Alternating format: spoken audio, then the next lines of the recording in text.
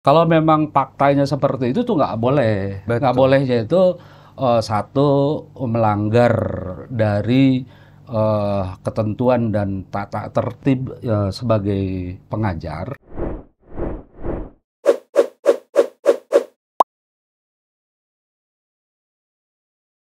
Assalamualaikum warahmatullahi wabarakatuh. Halo teman-teman, kita ketemu lagi nih di podcast Lah Kampus episode kedua. Dan ya, terima kasih kemarin atas antusiasnya di episode yang pertama. Mudah-mudahan kita akan terus berkarya teman-teman. Tunggu-tunggu aja tamu-tamu yang akan kita undang pasti akan luar biasa kok. Nah, teman-teman, please welcome nih di episode kedua ini kita kedatangan Bapak Dekan Fakultas Usuluddin. Wow. Terima kasih Pak, udah mau Sama-sama. hadir, udah mau undangan kami. Sama-sama. Luar biasa, Dema Fakultas Usuluddin UIN Sunan Gunung Jati Bandung. Siap. Gimana kabarnya, Pak? Alhamdulillah. Alhamdulillah ya. Alfian sehat? Alhamdulillah sehat juga. Lagi sibuk apa nih, Pak? Aktivitas Ya. hari ini dan setiap hari kan pasti kita selalu disibukkan oleh aktivitas. Standar. Standar lah ya. Baik, Pak. Alvin bakal nanya jauh sih tentang kefakultasan sama Bapak. Cuman sebelumnya Alvin penasaran nih sama background Bapak tentang gimana masa kecilnya, sekolahnya dulu di mana, kuliah dulu jurusan apa. Boleh deh Pak ceritain, Pak. Saya orang multikultural ya Multikultural. sebenarnya. Wow. Jadi hampir ragam budaya itu ada di saya karena saya lahir di Yogyakarta, kemudian dibesarkan di suku Sunda. Wow. Setelah itu kemudian saya sekolah ke Jawa Timur, Jawa Timur. kemudian S1-nya di Fakultas Usuluddin. Alumni berarti. Ya, alumni Fakultas Usuluddin, S2-nya di Makassar, dan kemudian S3 kembali ke UIN Sunan Gunung Jati Bandung. Wow. Multikultural maksudnya ragam budaya dan saya tulen produk dalam negeri. Iya, iya, iya. S1 dulu ngambil apa, Pak? Di sini ya, di UIN ya? Dulu tafsir hadis ya. Tafsir hadis. Tafsir hadis. Kalau sekarang udah dipisah. Ada hadis, ada IAT ya? IAT, Ya. ilmu tafsir. Dulu ngambil tafsir hadis. Tafsir hadis. S2-nya sama linear atau pindah manajemen atau apa gitu? Karena kita skripsinya hadis, nah lantas S2-nya juga mengambil ilmu hadis di Ujung Pandang waktu itu, Oh, Makassar. Ada apa tuh Pak di Makassar sampai sekolah ke sana tuh, Pak? Program, Oh, program. dia Ada program Kementerian Agama, beasiswa, Wow. tesnya di sini, tapi kemudian menyebarkan. Oh, iya, iya. Nah, kita kalau pernah memilihnya konsentrasi ilmu hadis, jadi dapatnya di Makassar. Makassar. S3 pun sama, tetap. S3-nya pernah di UIN Jakarta ya, tapi kemudian kita nyelesainnya di UIN Bandung. Oke. Jadi dosen dulu berarti kan Pak di sini ya? Jadi dosen dulu atau gimana? Sampai bisa di UIN Bandung. Nah, program Kementerian Agama ketika itu beasiswa itu otomatis dosen dia. Oh, langsung. Diangkat otomatis menjadi dosen. Jadi ada program pembibitan namanya, ada yang ke luar negeri, ada yang di dalam negeri. Wow. Saya ngambil yang di dalam negeri. 1909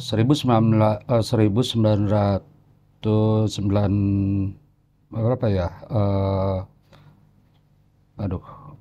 Ya, Sekitar kemudian gitu ya. dari itu kemudian otomatis diangkat menjadi Diangkat dosen. langsung. Berarti dulu waktu udah beres kuliahnya langsung ngajar tuh di ilmu hadis, di tafsir hadis di UIN gitu ya Pak? Iya, benar, betul. Perjalanannya sampai bisa jadi dekan tuh gimana sih Pak ceritanya? Apakah memang mulai dari dosen biasa-biasa dulu atau gimana sih Pak? Enggak ya, kita tidak pernah kemudian itu dibayangkan dan menjadi orientasi, enggak ya. Oh, oke.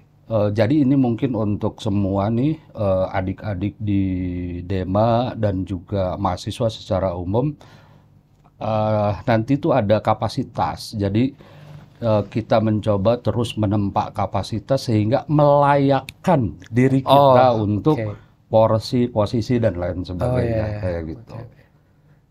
Kalau jadi dekan ini udah berapa tahun sih Pak? Ini periode pertama kah atau gimana?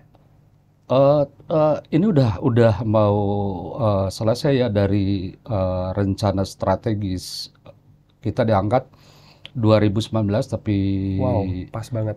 apa eh, akhir ya, Iya, iya, iya. akhir sehingga penyusunan rencana strategis itu dimulai 2020 sampai 2023. Oh, sampai sekarang. Sampai bulan Agustus nanti nih. Gitu. Oh, bulan Agustus udah habis, Pak? Berdasarkan SK pengangkatan sudah selesai sampai Wow. 2023 gitu. Wow. Bentar lagi dong, Pak. 2 Iya, bulanan lagi ya. iya, Wah, nggak benar, kerasa sih. benar. Kalau saya kenal Bapak sih dulu waktu ini COVID, Oh masa gitu. COVID ya. Jadi kenal Bapak online saya. Oh iya, iya, Ya, benar, jadi benar. belum pernah ketemu waktu maba Ah, dulu, nggak ketemu langsung kayak oh gini. gitu ya. Iya, jadi tapi bersyukur sih bisa ketemu. Ah, Masih ah, menjabat Bapaknya. ah. Oke, Mas, sekarang Alwian mau nanya yang lebih substantif tentang kefakultasan nih, Pak. Oke. Tentang Bapak kan jadi leader nih di Fakultas Usuluddin. Visi misi apa sih yang dulu nih? Kan dulu pasti ada sistem kontestasi nih, ada kompetitif lah gitu. Mm, mm, mm. Visi misi apa sih yang Bapak gaungkan, yang Bapak Mm, mm, bawa mm. buat Fakultas Usuluddin tuh apa sih? Oke. Aku seneng ya istilah leader itu aku seneng. Nanti kesananya kan menjadi leadership ya. Yes, Kemudian visi dan misi tentu pasti panjang itu. banyak. Kalau visi misi pasti panjang. Yes, Hanya secara prinsip kita nih penyelenggara di negara Iya. ya yang berstatus negeri ini nggak bisa kemudian kita eh, serta-merta menyusun sesuatu berdasarkan kehendak kita. yap, Tetapi keseluruhannya itu adalah mandat istilahnya. mandat. Jadi mandatori. Eh, Negara nanti itu melalui Bappenas ya menyusun rencana jangka pendek, jangka menengah, jangka panjang. Terus kemudian itu nanti atas nama negara kemudian dimandatkan kepada Kementerian Agama.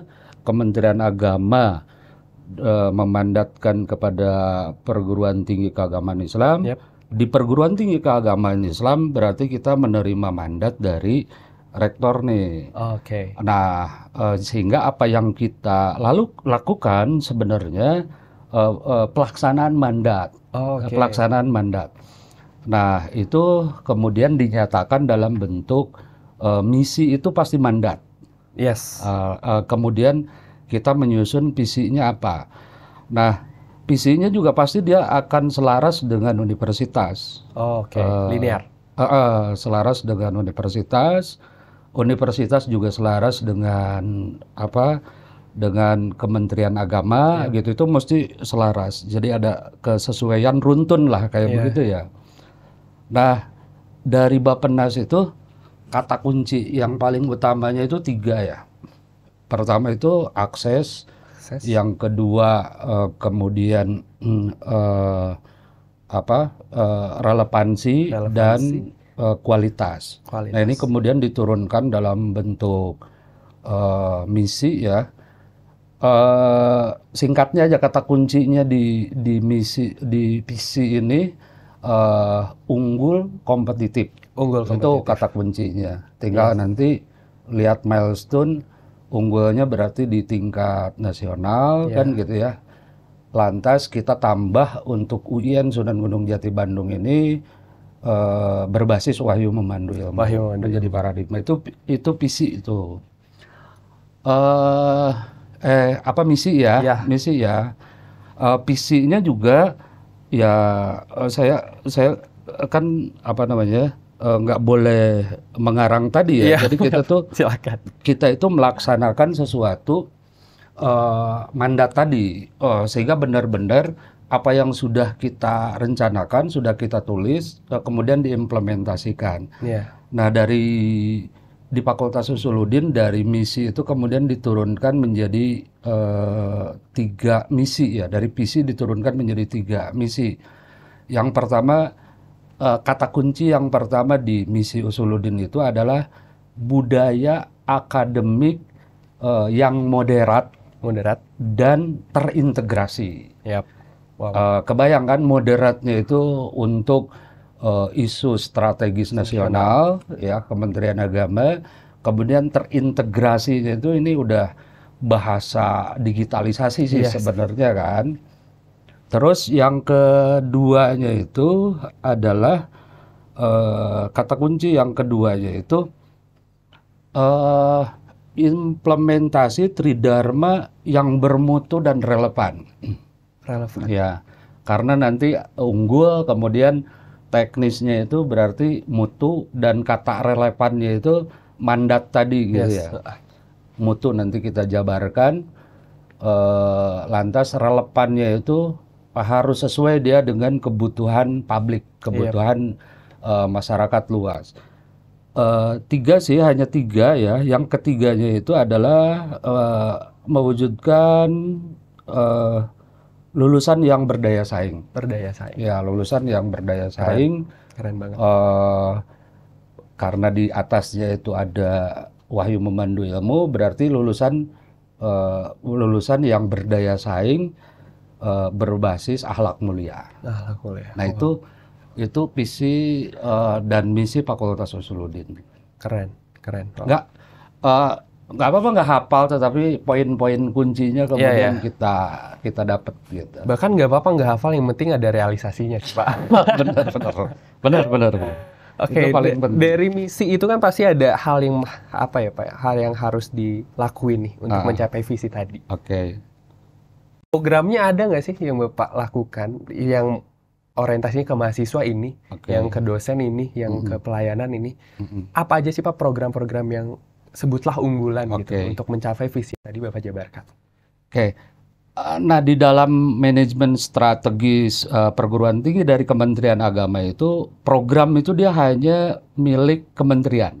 Oh, wow. Ya, milik kementerian. Program besarannya apa ya? Misalkan peningkatan mutu sumber daya misalkan ya. Nah, kemudian ini turun ke universitas bahkan sampai ke fakultas, ini dia berbentuk sasaran strategis istilahnya. Sehingga di situ di setiap poin sasaran strategis itu kalau kita urai lagi itu ada KPI. KPI itu Key Performance Indicator atau indikator kinerja utama ya. Itu PEM itu ada seluruhnya ada 46 poin yang harus dikerjakan, di mana Pak Menteri itu membagi habis kepada rektor membagi habis kepada fakultas, fakultas membagi habis kepada jurusan untuk mencapai indikator kinerja utama itu. Bayangin dalam satu periode kita mendapat mandat yang 46 poin harus tercapai. Nah, karenanya kita membuat semacam strategi, Alfian ya. Strategi timeline, batas waktu gitu kan. Nah, itu menjadi isu kemudian di setiap tahunnya. Kita kan ngerancang mulai dari tahun 2020 nih. Tahun 2020 isu kami itu adalah tata kelola yang pertama. Tata kelola. Dan itu kemudian kan menjadi tagihan ya, tagihan indikator kinerja utama tadi. Yang pertama di tahun 2020 itu dua kita mainkan isu itu. Yang pertama tata kelola, kemudian yang keduanya pemetaan dan peningkatan kualitas sumber daya. Sumber daya ini sumber daya dosen, sumber daya mahasiswa, sumber daya ketenagaan gitu. Nah, yang ketiganya karena terkait dengan mandat tadi, relevansi dan daya saing. Ini kan sasaran strategis ya. Nanti ada aktivitas kuncinya nih. Ada aktivitas kunci dari setiap sasaran strategis atau isu kita itu. Yang keempat, layanan. Ya, layanan. Kemudian yang keempat, layanan itu di tahun 2022. Nah, di tahun 2023 ini, yang kelima terakhir dari periode ini adalah pemerataan akses. Pemerataan akses. Ini juga bagian dari pemerataan Iya, akses nih. Terima kasih sekali nih Dema Terima kan kasih kemudian juga, Pak. memfasilitasi kita di era terbuka ini Betul. untuk kemudian siapapun memperoleh akses ya, apakah Betul. itu informasi dan lain sebagainya. Nah itu isu, nah isunya. Sehingga boleh deh saya dikit lagi ya. Boleh. Setelah isu itu kemudian kita meletakkan nilai pada renstra kita itu. Saya tertarik di perguruan tinggi perguruan luar negeri itu, mereka sangat kuat nilai apa kemudian yang akan diusung untuk mencapai tujuan bersama tadi. Ya. Nah, Fakultas Usuluddin ini menetapkan 3 nilai yang kemudian ini melingkupi misi, visi, kemudian sasaran strategis tadi. Yap. Nah, nilai kita itu 3. 1 uswah. Uswah Boleh ya. dijelasin nih, Pak. Uswah itu contoh ya. Iya. Rasulullah adalah uswah kayak gitu ya. Oh, oke, Contoh oke, ya. oke. Mencari contoh.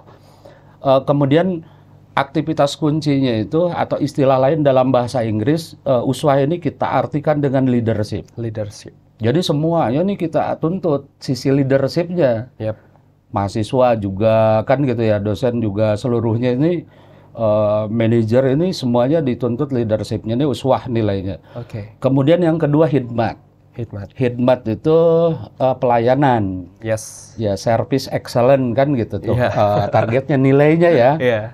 Nah, yang ketiga tasamuh. Tasamuh itu moderat. Tapi secara operasional, secara teknis atau aktivitas kuncinya adalah kolaborasi. Itu nilai yang kemudian itu menjadi dasar, basis, kemudian yang mendorong dan mengoperasikan isu atau sasaran strategis kita itu tadi. Iya. Begitu. Kan gini nih Pak, kalau tadi udah dijabarin dari banyak macam orientasi lah, dari pelayanan, dari kinerja apapun gitu. Ya. Tapi kalau boleh Alfian tanya terkait spesifik ke mahasiswa nih Pak. Nah kan ini nih yang jadi bumbu hangat di mahasiswa tuh pasti ngomonginnya ini nih. Oke. Gimana sih pelayanannya, gimana sih, apa sih yang dihasilkan Pak Dekan nih, gimana. Nah terkait hal itu tuh, apa sih Pak yang Bapak pernah tawarkan atau sedang Bapak tawarkan mungkin di sisa masa jabatan ini, yang pendek lah ya. Oke. Yang belakangan juga kan terhambat sama COVID kayak gitu kan. Apa sih Pak, ada nggak sih gitu? Layanan permintaan negara itu 3. Pertama layanan standar. Ya. Yang kedua itu layanan prima. Kemudian yang terakhir itu adalah layanan prima ya. Kita harus bisa mengejar seluruh layanan itu. Ya. Nah, isu layanan itu kita mainkan di 2022 isu layanan itu. Tetapi maksudnya 2022 itu adalah sebagai sebuah implementasi yang kemudian selanjutnya adalah tindak lanjut gitu ya. Betul. Nah, mahasiswa ini sentral dia menjadi user. Yep. Jadi menjadi konsumen bahkan. User ya, dia user yang paling utama yang harus kita layani dari berbagai aspeknya. Betul. Nah, upaya-upaya pelayanan itu terkait dengan persiapan pertama kita di awal di tata kelola. Yep. Ya, di tata kelola misalkan ya layanan normalnya seperti perkuliahan, kemudian juga ada ujian proposal, ada munakosah, kemudian layanan harian, surat menyurat dan lain sebagainya. Nah, isu saya tentang terintegrasi itu ternyata kita butuh infrastruktur informasi teknologi yang canggih ya, betul. Yang smart dan lain sebagainya. Harus diakui dari sisi itu kita agak lumayan berat ya dari sisi infrastruktur smart university itu.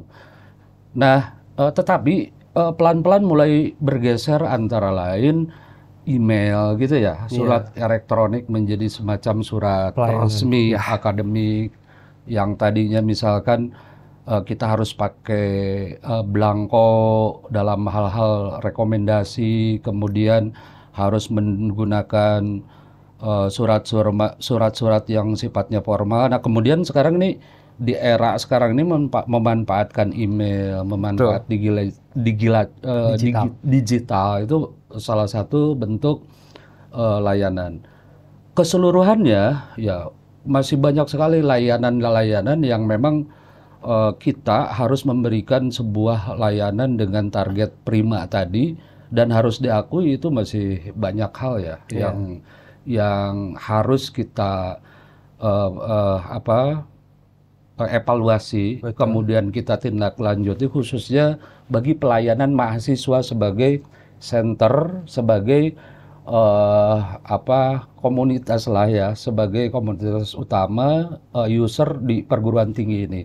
Oh, tambahkan lagi, termasuk bagaimana kita merancang dan mengubah kurikulum dengan kata kunci agar relevan dengan kebutuhan user tadi, itu juga salah satu bentuk layanan gitu. Betul.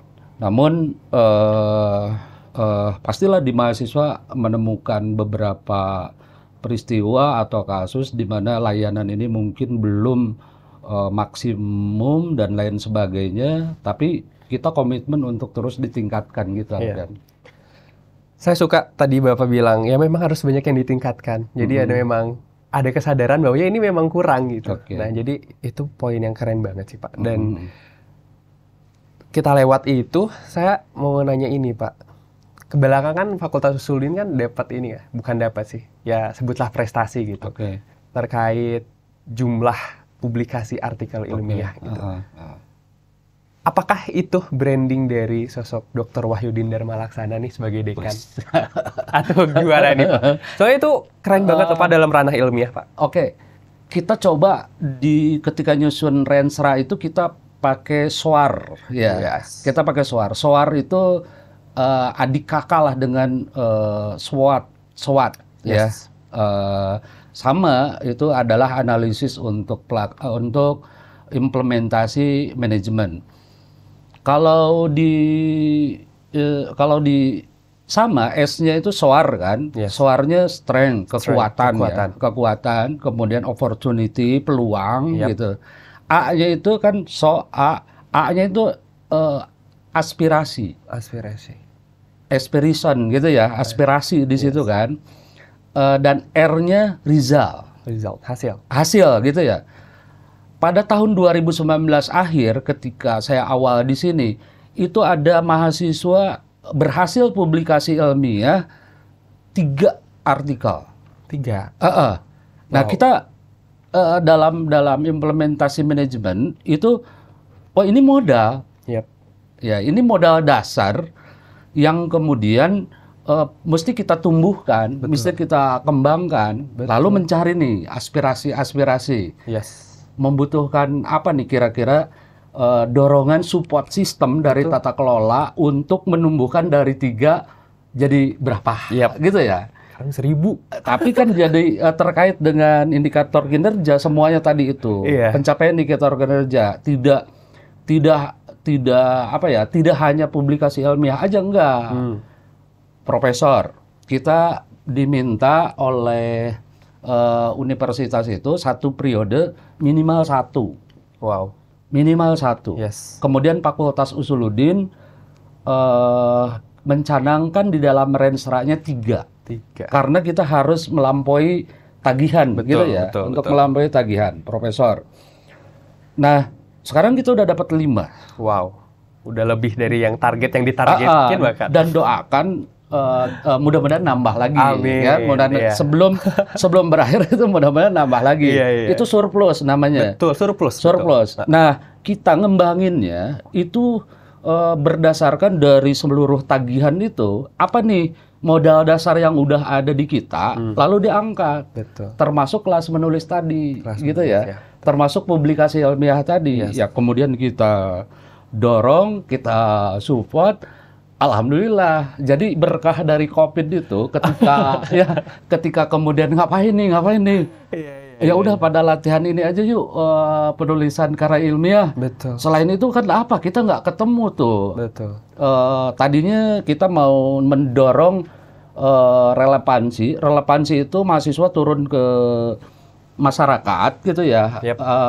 Program-program apa kemudian yang relevan menurut kurikulum kita di masyarakat. Betul. Tapi kemudian COVID, ya sudah, kita coba support untuk karya ilmiah, akhirnya nanjak, dan ketika itu kita mendapat arah kebijakan dari Kementerian Agama bahwa di masa COVID, mahasiswa boleh menyelesaikan sarjananya dengan tugas akhir berupa karya ilmiah. Wow. Ya sudah, di situ didorong gitu. Iya, wow. Jadi kita ngelihat nih petanya, dari peta tadi, peta SDM dan lain sebagainya, kita punya modal apa aja sih? Betul. Untuk kemudian kita dorong gitu. Betul. Ingin juga sih sebenarnya jadi selebriti, tapi jadi selebriti jadi apa dan lain sebagainya ya.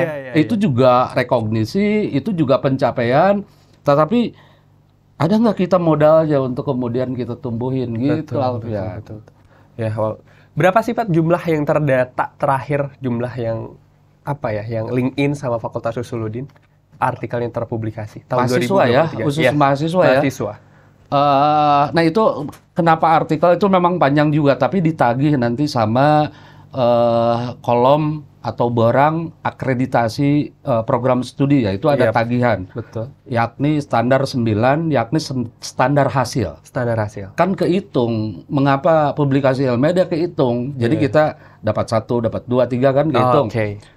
Renstra Fakultas Usuluddin dengan, sanggup nggak nih ya, itu satu periode ini sampai 2023 ini 500, Alfian. Wow. Targetnya 500. 500. Ternyata 500 itu sudah tercapai di tahun kedua. Wow. Ya udah deh gitu kan. Yuk kita push lagi gitu ya. Kebut lagi nih. Mumpung era kenceng-kencengan, mumpung era cepet-cepetan, kita tambah lagi deh. Kira-kira 1000 bisa nggak? Tapi 1000 bukan mimpi gitu, melainkan itu sesuatu yang kita ukur, insya Allah lah kecapai ini 1000. Alhamdulillah. Saya berterima kasih sekali ke mahasiswa. Betul. Dan itu support serta dorongan dari, langsung saya minta ya ke organisasi mahasiswa intra ini, ke HMJ, ke Dima, dorong dong itu teman-teman supaya membuat karya tulis ilmiah. 1000 sekarang. Wow. 1000. Dan 1000 ya. 1000 itu saya apa ya, bukan sombong tapi pamer. Iya. Tapi nggak boleh ya dalam agama ya, sombong pamer nggak boleh ya. Nggak apa-apa kalau misalnya bagus dan bisa mengaspirasi ini orang, dia bagus. Nggak, saya menggunakan pameran aja. Pameran ya. Pameran untuk kemudian memunculkan distingsi atau keunggulan tadi, gitu ya. Saya tanya teman-teman di UIN Bandung atau di luar kan gitu. Gimana publikasi ilmiahnya? Nggak dihitung. Problemnya nggak dihitung kan. Nah, mengapa Fakultas Usuluddin sampai 1000? Dihitung dong. Terdata. Ya, pas. Alfian kan. Itu dihitung 1, 2, 3. Akhirnya kita dapat deh 1000. Di luar juga banyak kok, udah mahasiswa udah didorong, cuman datanya saja belum muncul, gitu kan? Iya, betul. Karena kita mendata 1000 nih, kan? 1000 nih. Kemauan gitu atau enggak kemauan itu ya? Bukan sombong, bukan pamer, mudah-mudahan jadi keunggulan. Betul, ya sih. Soalnya kalau di Fakultas Usuluddin sih, belakangan yang Alfian lihat sama teman-teman lihat tuh memang orientasinya organisasi-organisasi itu banyaknya itu sekarang diskusi. Tapi selain diskusi juga, apa nih hasil diskusi tuh gitu. Jadi ada penulisan, baik artikel populer, artikel ilmiah pun sama aja kan ya nggak sih Pak? Kalau artikel ilmiah mungkin ya agak lebih akademik gitu. Kalau populer tuh bisa lebih nakal, tengil dikit lah gitu dengan bahasanya gitu Pak. Wow, keren banget. 1000. Hasil kan selalu ditanyanya hasil gitu kan. Itu diskusi sangat luar biasa. Betul. Tapi kemudian bukti hasil dari diskusi itu, nah itu yang harus kita pikirkan. Wow, keren. Berarti ya berterima nggak sih buat Bapak sendiri kalau misalnya Bapak tuh terkenal brandingnya tuh dengan kelas menulis gitu? Berterima nggak sih atau kayaknya biasa aja gitu? Gitu gimana nih Pak? Aku kan ini orang orang kolonial ya, orang bilangnya kan. Sekarang tuh era bahkan bukan milenial lagi, udah era generasi Z gitu ya. Iya, generasi Z. Kita tuh udah nggak terhubung jauh gitu ya. Udah ada semacam apa ya. Nah, kita harus mendengerin. Saya pengen denger gitu ya dari teman-teman generasi Z itu sebenarnya apa sih yang dibutuhin gitu ya? Iya. Apa yang dibutuhin sehingga kita ngedengar dan kemudian kita juga adaptasi dan lain sebagainya. Nah, kaitan dengan branding ini, Yes. pasti ini kan sebuah istilah yang ada di dalam perbincangan era kini ya. Betul. Tentang branding itu, Betul. bagaimana membuat sebuah branding gitu ya. Iya. Aku nggak itu, tapi mungkin otomatis ke bawah ya. Oke. Otomatis ke bawah, nggak di branding gitu. Nggak direncanakan gitu ya, Pak? Dia direncanakan. Brandingnya nggak direncanakan, tapi tiba itu yang Direncanakan, tapi kita masuk turbulensi tinggi. Wow. Ya, turbulensi tinggi, ngerti nggak sih? Aman ya. Ke pesawat, ini turbulensi banget gitu ya. Nah, dari situ intens ya, strategi intensnya itu kena gitu. Oh ya. Brandingnya dapat, kemudian capaiannya Hasilnya dapat, ada. hasil nggak tahu ini menurut apa ya, menurut teman-teman era sekarang apakah seperti itu? Yang pasti saya bikin blog, bikin YouTube nggak laku tuh. Belum, kan, Pak, belum. Kita juga baru mulai kok ya. Saya bikin ya untuk media pembelajaran apa dan lain sebagainya. Iya. Aduh, nggak laku. Kemudian saya nyoba pindah dari Facebook ke Instagram karena teman-teman Iya dong. generasi Z di Instagram ya. Facebook udah kemana? Saya khawatirnya oleh teman-teman mahasiswa, aduh ini orang jadul masuk juga di Instagram gitu kan. Artinya bukan nge-branding ya, tapi lebih dari efek turbulence tadi barangkali ya. Turbulensi sehingga semuanya ke bawah, dan terutama sekali kita ngejar unggulannya apa nih. Iya. Jadi semua pasti punya unggulan. Betul. Setiap fakultas kita, setiap jurusan kita ini pasti punya keunggulan. Betul. Dema Fakultas Usuluddin pasti punya unggulan. Pasti. Produk podcast ini salah. Salah satunya ini. Dema yang lain juga pasti punya keunggulan. Jadi Pasti biarkan keunggulan itu tumbuh gitu kan. Karena kadang meniru yang lain juga susah. Iya, betul. Biarkan dari modal apa mereka bisa mengangkat keunggulannya. Ya mungkin ini pas gitu. Ya relevan tadi, kemudian pas untuk kita dorong, kita support menjadi sebuah keunggulan. Tapi nggak mesti satu aja sih, mestinya banyak kan keunggulan. Iya, Kan saya melihat banyak tuh potensi-potensi mahasiswa. Saya yakin di Fakultas Usuluddin juga ada yang bisa ikut talent itu kan itu pasti banyak kan. Banyak banget. Nggak ngerti lah, nggak nge-branding sih sebenarnya, tapi kemudian ke bawah ya. Ke bawah ya. Kalau saya jago nge-branding, ternyata YouTube nggak laku, gitu kan. Tapi saya punya blog. Oh iya. Blog lumayan. Tulisan aja. Lumayan. Nulis apa aja di blog, Pak? Ya kan kita lihat juga kata konten kreator yang profesional itu. Katanya nggak boleh nulis apa-apa gitu ya. Maksudnya nggak boleh nulis macam-macam. Iya. Jadi aku fokus di penulisan karya ilmiah untuk mahasiswa. Wow, oke. Wow, keren sih. Oke, Pak. Oke, tadi kita udah ngobrolin ini deh, capaian keren-kerennya Fakultas Usuluddin nih, Pak. Cuman sekarang Alfian mau bawa suara mahasiswa nih. Oke. Ke Bapak sebagai leader tadi. Ayo, sebagai pemimpin kita nih. Kan boleh apa kita bersuara gitu. Apa itu? Terkait sama relevansi tadi. Oke. Relevansi tadi. Kan pemerintah tuh lewat Kementerian entah pendidikan atau agama kan ada mengeluarkan sebuah program Merdeka Belajar Kampus Merdeka. Oke. Ini nih Pak yang dituntut sama mahasiswa itu, ini mana nih Fakultas Usuluddin gitu. Ya walaupun nanti kaitannya sama universitas gitu, tapi Fakultas Usuluddin tuh gimana nih? Eksistensinya di Kampus Merdeka tuh gimana? Execute-nya tuh gimana nih? Soalnya belum kedengeran nih Pak. Gimana nih? MBKM ya? MBKM. Gini, memang itu dari Kementerian Kebudayaan ya, Mas Nadiem ya, dan kita harus harus kemudian ikut pada arah kebijakan itu ya. Betul. Ada kasus begini nih, kita support mahasiswa yang mengikuti Indonesia Mengajar. Ya.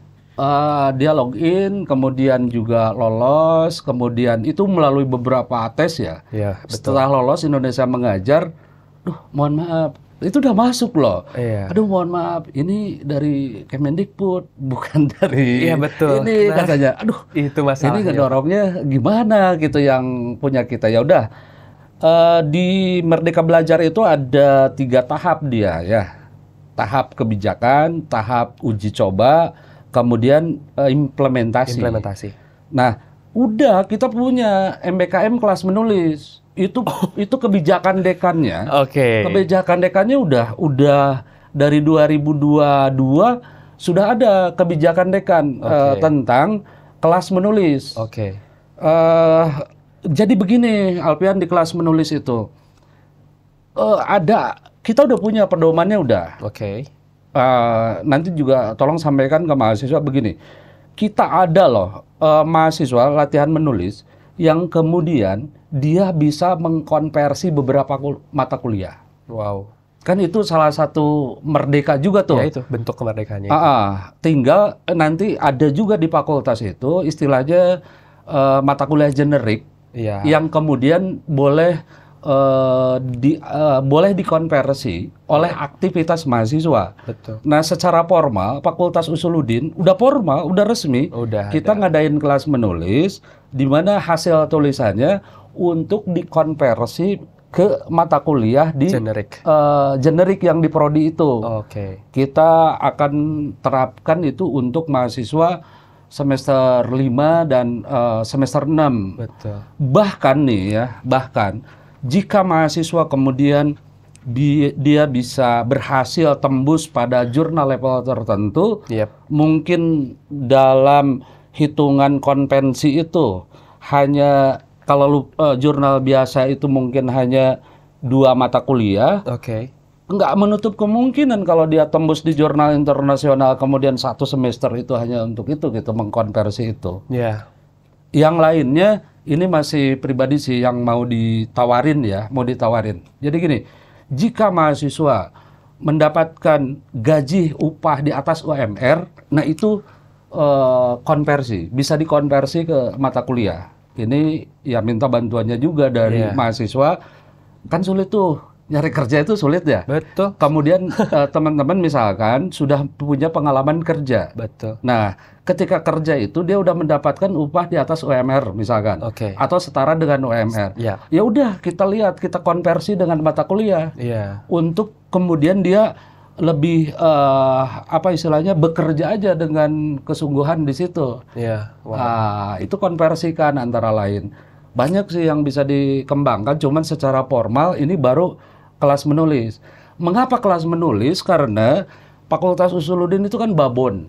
Iya. Artinya babon ya? Bukan vokasi ya? Betul. Nggak ada yang kemudian relevan secara langsung, gitu ya? Betul. Berdasarkan kurikulum, misalkan ke bengkel, ke mesin, kecuali mungkin tasawuf psikoterapi ya, yang ke terapi itu agak praktis. Praktis kan gitu ya. Mengapa kelas menulis ini paling enggak di kekuatan itu aja dulu deh gitu ya, betul. Keterampilan itu gitu ya. Tetapi tidak menutup pada aktivitas mahasiswa yang lain sih. Laporkan aja ke fakultas sebenarnya gitu kan. Betul. Punya aktivitas apa yang kemudian nanti kita konversi ke mata kuliah. Betul. Harus. Betul. Harus.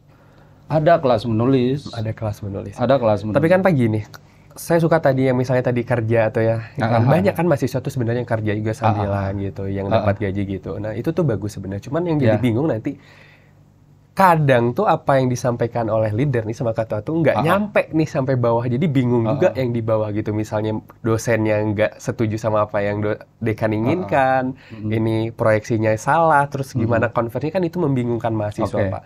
Mungkin kalau boleh Alfian tanya, ke depan mungkin ya, nggak tahu Bapak nanti udah lengser atau misalnya mau lanjut lagi. Gitu ya.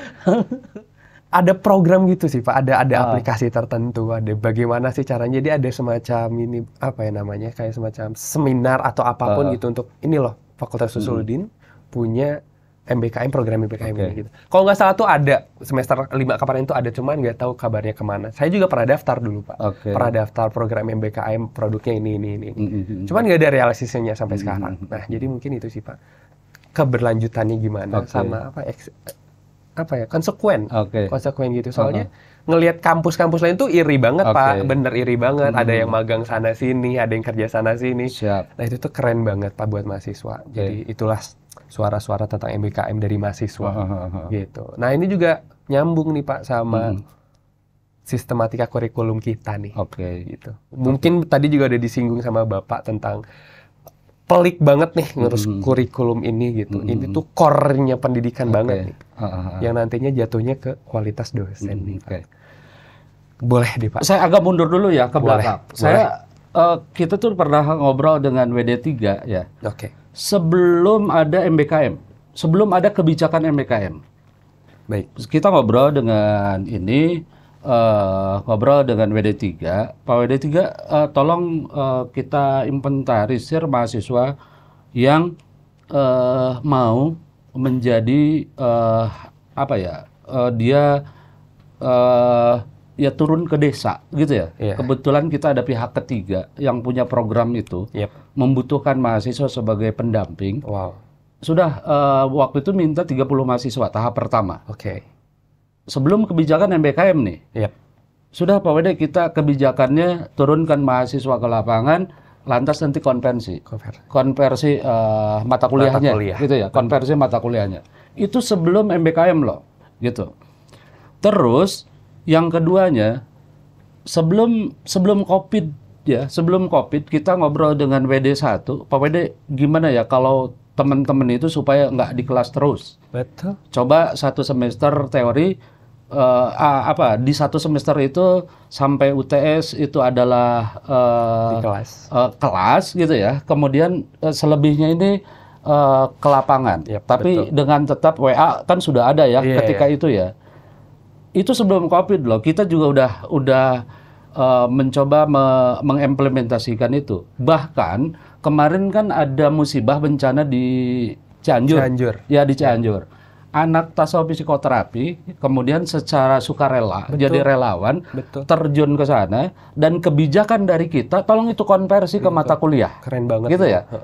Jadi secara kasuistik ini udah berjalan. Betul. Hanya secara sistem memang itu di peliknya. Sistem, Mekanisme dan lain sebagainya ini akan melibatkan banyak. Untuk prosedur itu kan pasti akan melibatkan banyak pihak, Betul. banyak bidang, Iya. banyak unit. Nggak bisa satu bidang aja. Di situ ada dosen, di situ ada jurusan, di situ ada. Nah, duduk bareng ini enak gitu Iya, ya. Kemudian bersama mahasiswa ngerancang sistem ini seperti apa. Tapi mohon maaf.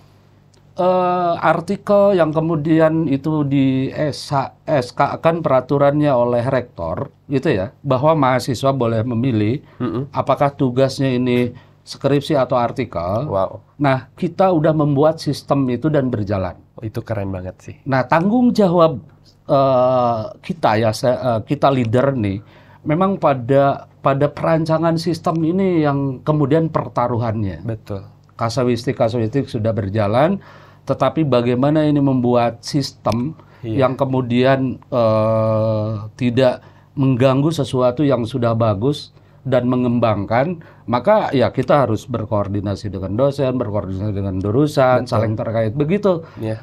Di sistem Alfian ini, di sistem kita harus ini. Tapi sistem bahwa mahasiswa boleh pakai artikel ilmiah, insya Allah udah jalan di kita. Itu masih berlaku dan akan tetap berlaku. Akan tetap terus berlaku. Jadi PR-nya ini sistem berat. Betul.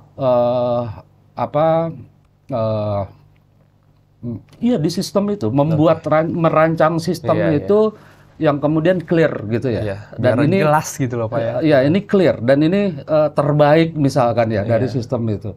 Nah, itu perancangan sistem yang kemudian harus kita pikirkan. Iya, masih nyambung sih Pak sama tadi pertanyaan Alfian yang terkait kurikulum, implikasinya ke dosen. Oke. Banyak nih suara-suara dari mahasiswa, dari teman-teman Alfian juga terkait ini dosen nih masalah dosen itu banyak ya Pak ya? Oke. Dari kualitasnya, cara ngajarnya, kehadirannya gitu. Kan itu pelik banget buat mahasiswa. Di satu sisi kita memang perlu, sebagai mahasiswa memang perlu usaha untuk sendiri gitu Pak. Tapi kan kita tuh perlu guideline, kita perlu pegangan gitu. Ya pegangan ini salah satunya dosen yang mumpuni gitu. Oke. Bahkan ada yang pernah, ada dosen yang masuknya tuh dalam satu semester bisa dihitung jari Pak. 5 kali, 4 kali, 6 kali. Nah itu tuh sebenarnya terkontrol nggak sih Pak? Itu tuh bisa dikontrol sama Bapak nggak sih? Atau gimana sih Pak? Ini pelik banget nih Pak, masalah dosen nih Pak. Secara penuh itu pasti tanggung jawab dekan itu. Ya, tanggung jawab dekan itu. Nah, sekarang nih mumpung eranya adalah era keterbukaan ya, gitu ya. Sehingga kita bisa menginventarisir problem-problem apa aja nih yang kemudian kita kelola secara lebih baik lagi. Kalau memang faktanya seperti itu tuh nggak boleh. Nggak bolehnya itu satu, melanggar dari ketentuan dan tata tertib sebagai pengajar, gitu ya. Yang kedua harus ketentuan tadi antara lainnya itu jam perkuliahan, berapa pertemuan dan kemudian berapa penugasan mandiri dan lain sebagainya. Tapi sekarang gini aja deh, Alfian ya. Gimana Pak? Kita harus mumpung sekarang dituntut di talenta abad 21 ini, antara lain komunikasi. Ya. Antara lain komunikasi ini. Jadi skill tuntutan abad 2001 di samping skill-skill yang lainnya ini komunikasi. Komunikasi itu kan ada komunikasi personal, ada komunikasi organisasi kayak gitu ya. Yuk kita sambil belajar komunikasi. Mungkin nih problemnya di komunikasi barangkali. Ketika itu sesuatu bisa dikomunikasikan sedemikian rupa, problem itu mungkin nggak ada. Iya, mudah-mudahan. Nggak ada, karena misalkan begini ya di komunikasi itu, bagaimana dosen menghubungi dosen pembimbing juga komunikasinya belum ada tekniknya ya, belum kebangun gitu ya. Ada misalkan kasus ya, ini mahasiswa enak dapat layanannya oleh pembimbing, yang satunya wah ini agak susah, apa istilah mahasiswa tuh slow respon apa dan lain sebagainya. Tetapi yuk mari kita sama-sama meningkatkan cara komunikasi kita untuk menemukan titik temu dan solusinya gitu. Terhadap kasus misalkan kalau ada laporan dari mahasiswa tentang dosen yang jarang masuk, susah dihubungi misalkan. Nah ini kita bisa cairkan komunikasi itu. Apa ini kira-kira problemnya, mungkin saja digantikan dengan penugasan lain atau apa dan lain sebagainya. Tapi nggak boleh dari mungkin-mungkin itu kan. Betul, jangan dari mungkin berangkatnya. Tapi Alfian loh, ini saya bukan kontranya ya, bukan kontranya. Ini kasus, tapi kasus itu nggak bisa digeneralisir. Gini loh Alfian, Pak, mohon maaf mengingatkan. Kata mahasiswa ya. Siap. Bapak sekarang masuk kelas nggak? Bapak sekarang online atau offline? Ya kan gitu. Aku coba dong offline, gitu ya. Ternyata ada balasan balik. Sudah agak lama ada balasan. Mohon maaf Pak, anak ternyata belum siap, gitu kan. Kita geser aja ke online. Di online juga kan ada berapa orang dan lain sebagainya. Tapi saya nggak, itu hanya kasus ya. Kasus aja. Dan jangan-jangan gitu, jangan-jangan apa yang dikeluhkan mahasiswa juga kasus. Betul. Kasus kan nggak bisa digeneralisir. Betul, itu tapi betul setiap kasus itu bisa diselesaikan. Betul. Saya melihatnya di komunikasi. Untuk tidak kasus ini pun gitu ya, di berbagai hal itu komunikasi. Mumpung kita eranya tadi ya terbuka dan lain sebagainya, yuk kita komunikasikan dan kita tingkatkan cara komunikasi kita untuk kita cepat selesai. Mahasiswa harus cepat lulus tepat waktu. Misalkan kan gitu. Problemnya apa nih? Kan gitu ya. Problemnya itu. Nah, kata abad 21 itu komunikasi katanya. Komunikasi. Komunikasi itu inti utamanya itu adalah komunikasi katanya. Oke. Tapi saya juga kan pernah jadi mahasiswa ya. Betul. Saya juga pernah jadi mahasiswa ya. Iya, betul. Ketika saya bimbingan gitu ya, saya susah komunikasinya gitu. Sebel nggak sih, Pak? Sebel kan? Zaman dulu mungkin bukan sebel istilahnya, Oh, nggak ada boleh lagi. ya? Ada lagi apa? Nggak ngerti lah, lupa lagi. Tapi saya sepakat itu kalau problemnya kemudian komunikasi gitu. Oke. Kita belajar gitu, kita belajar bareng-bareng berkomunikasi, antara lain misalkan dari WA kita alihkan semuanya sepakat di email misalkan. Ya, betul. Email adalah sarana komunikasi resmi menurut dunia internasional untuk akademik, gitu ya. Anda komunikasinya melalui apa? WA. Nah, nanti kita nggak akomodir gitu misalkan. Oke. Tapi harus bareng sih, sepakati bareng ya. Betul. Sepakati bareng. Kan sekarang ujug-ujug secara tidak resmi WA jadi alat komunikasi. Betul. Padahal Iya, itu nggak resmi loh sebenarnya. Iya, betul. Nah, Personal sih itu ya. personal ya. Nah, kita juga repot kalau dapat aduan dasarnya WA misalkan. Betul. Kita nggak menutup diri lah, masih banyak ya. Tapi kasuistik juga jangan digeneralisir kan gitu ya. Siap. Mana faktanya, mana datanya. Yuk Iya. kita selesaikan. Iya. Mungkin problemnya itu dan lain sebagainya. Iya. Harus akses lah semuanya lah Iya, pokoknya. betul. Sebenarnya terkait masalah dosen ini benar sih kasuistik banget, dan kalau di akhir masa perkuliahan itu ada namanya penilaian dosen tuh, Pak. Iya. Nah, mungkin di situ Pak dimanfaatin, Pak. Jadi Oke. penilaian dosennya itu kelihatan. Benar. Jadi dimanfaatkanlah si aplikasi sistem yang udah ada itu buat lihat kinerja dosen gitu. Nggak minta dosennya dipecat, nggak, kasihan banget dong Pak, ya nggak sih? Nggak minta dosennya diganti, nggak cuma diberi teguran aja sih gitu. Pengennya mahasiswa gitu aja sih. Oke. Wow, ya. Itu Pak tadi pertanyaan terakhir. Oke, luar biasa. Terima kasih banget. Mantap banget ini podcast Dema Fakultas Sudin. Salam untuk presiden apa ketua? Salam untuk ketua Atau presiden. Dewan Mahasiswa. Dewan Eksekutif Mahasiswa. Dewan Eksekutif Mahasiswa Fakultas Sudin bersama kabinet-kabinetnya. Siap, terima luar kasih biasa. banyak, Pak. Mantap. Selamat untuk semua. Siap. Oke, teman-teman, tadilah sekedar perbincangan Alfian sama Pak Dekan nih, luar biasa banget. Ya silahkan teman-temannya, kalau masih kurang jahat nanti datang sendiri ke ruangannya Pak Dekan ya, pertanyaan-pertanyaannya. Dan begitulah, mohon maaf apabila ada kekurangan. See you and bye-bye.